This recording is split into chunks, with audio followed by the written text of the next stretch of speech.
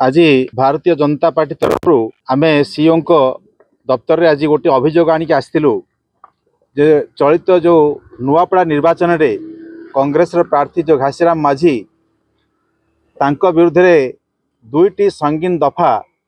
2024 मसीह से तांकर आफिडेविट रे देथिले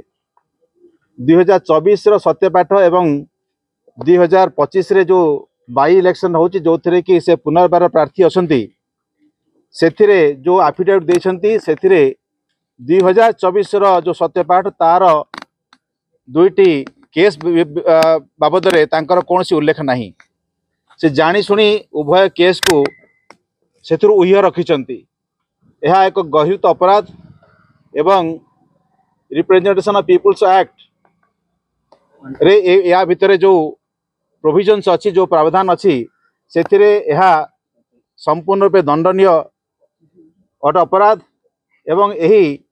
अपराध रे निश्चित भाव से दोषी एवं आमे आज तांका पाखरे आज सीओ को आमे एक दाबी रखिलु